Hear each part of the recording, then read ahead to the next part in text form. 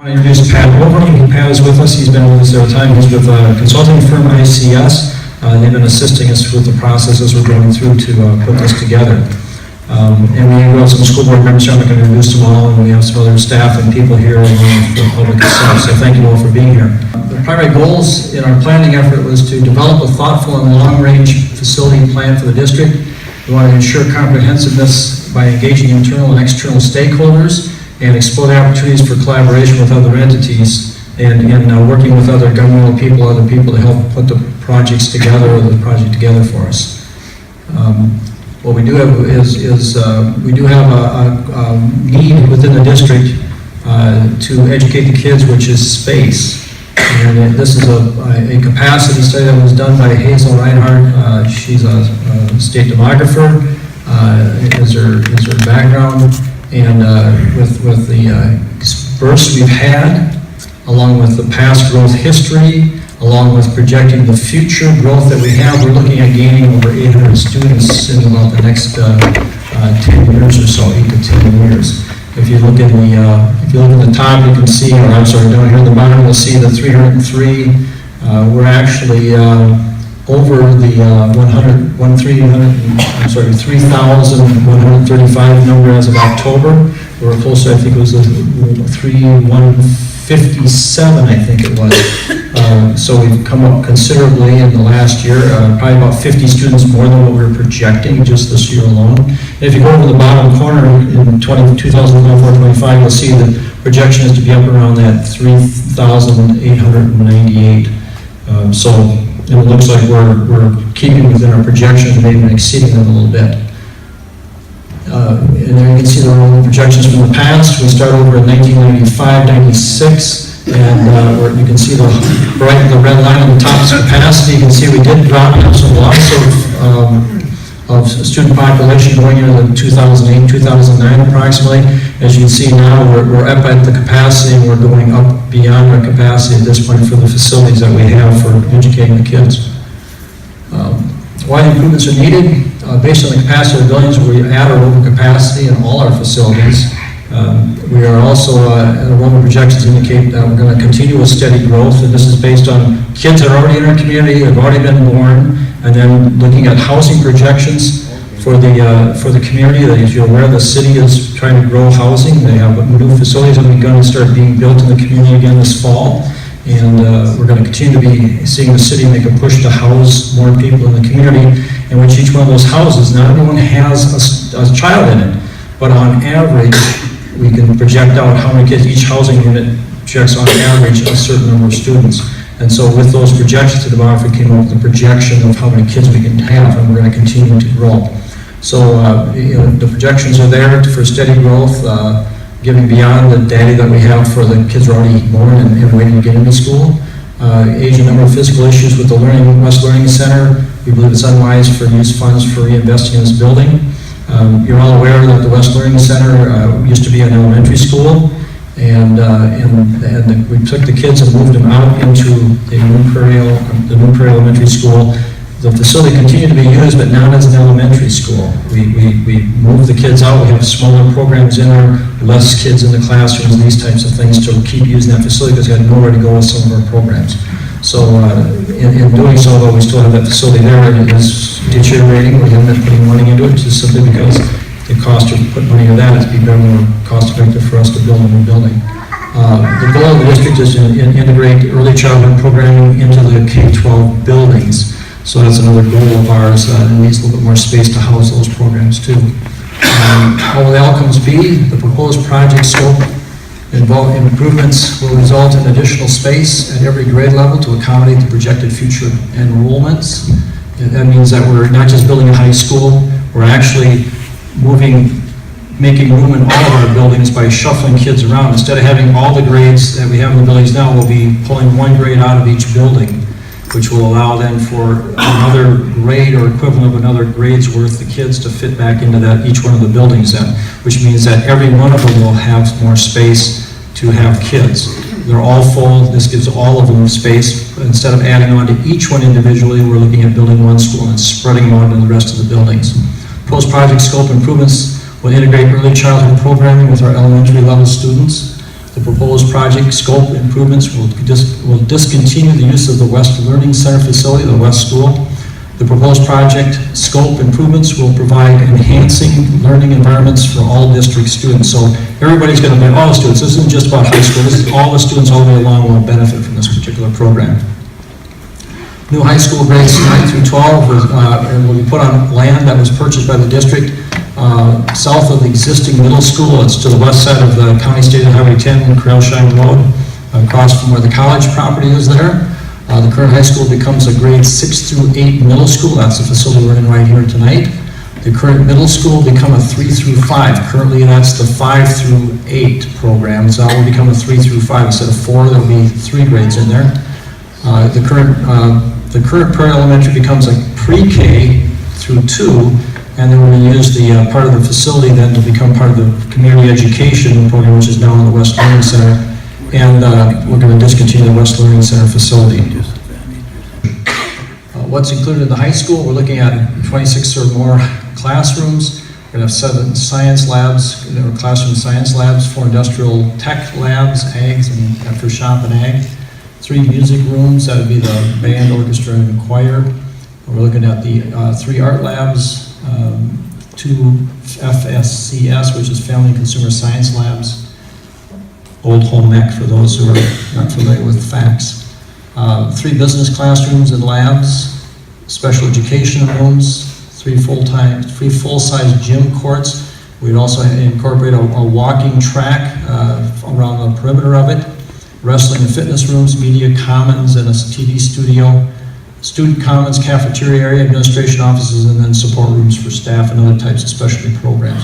We're looking at approximately 216,000 square feet for a building like that to house the capacity of 1,100 plus students for those 4 grades. Proposed site, you'll see that the building itself is on the upper right-hand side is the blue actual buildings. There's a little white on the north side of there's a little bit north on right on the north side of that blue is a little tannish colored building and stuff. That's intended to be a gymnastics facility. The dark blue on the other side is the Alternative Learning Center. The high school itself is the other middle block of blue.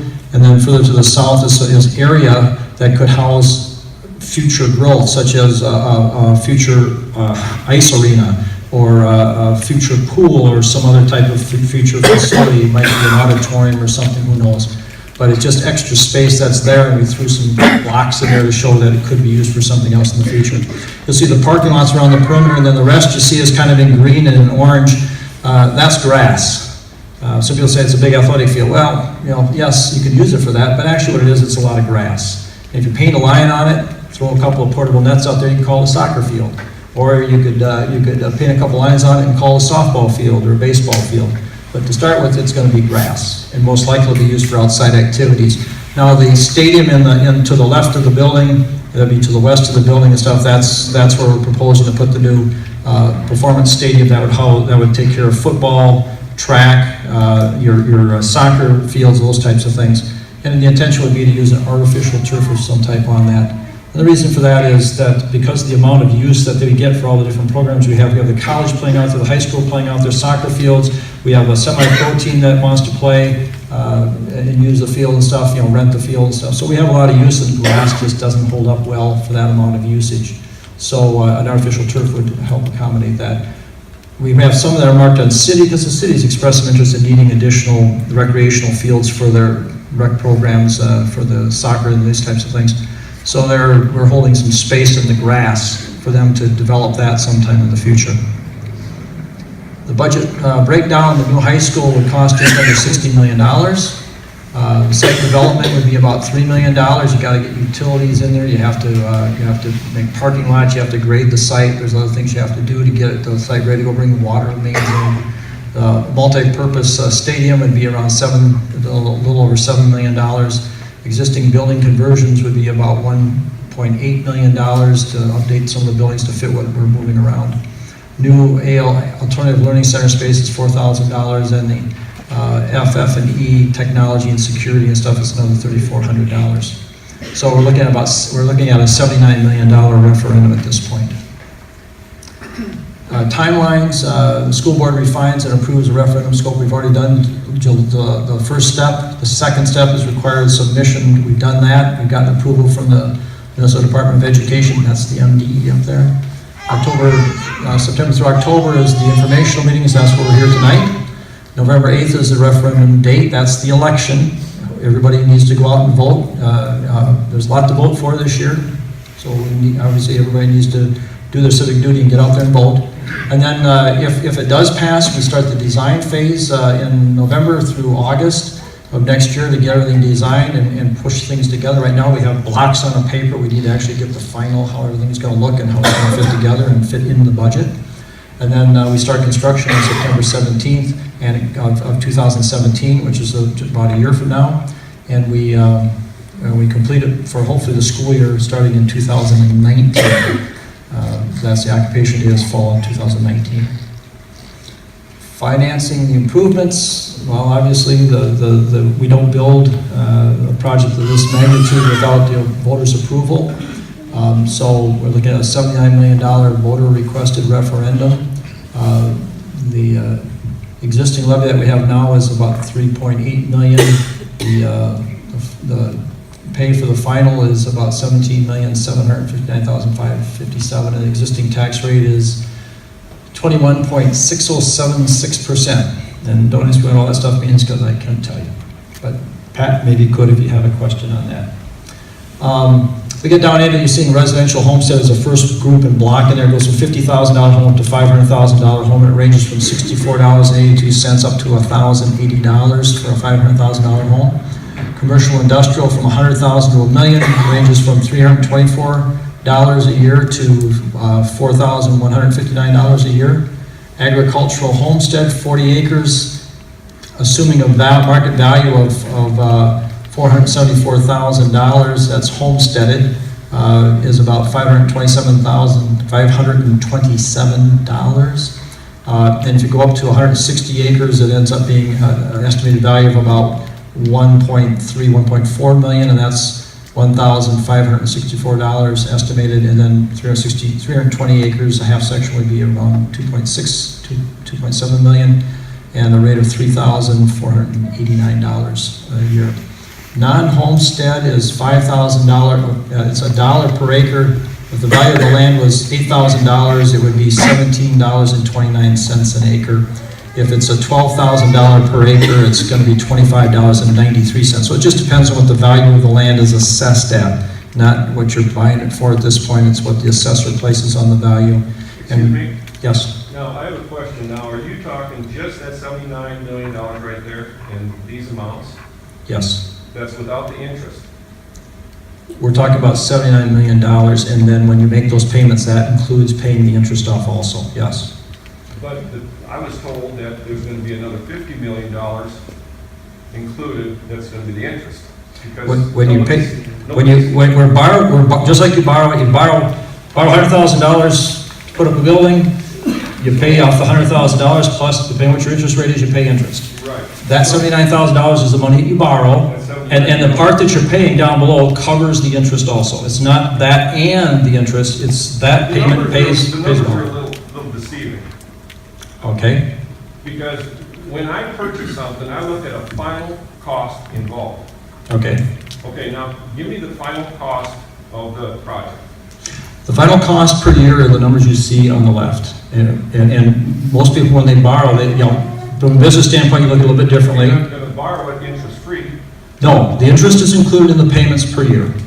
So the $79 million is the amount that we're borrowing, and when you pay that dollar amount, that will include paying for the principal and the interest. It's not just this for the principal and then paying more than that for the interest. That's all included in the payment you have per year till you get to the end of the payment cycle. Okay? The ballot will look like this. This should be the wording on the ballot. And I would assume on the side then you would mark it, circle in yes or no, depending on your choice, and then that would be tallied and go from there.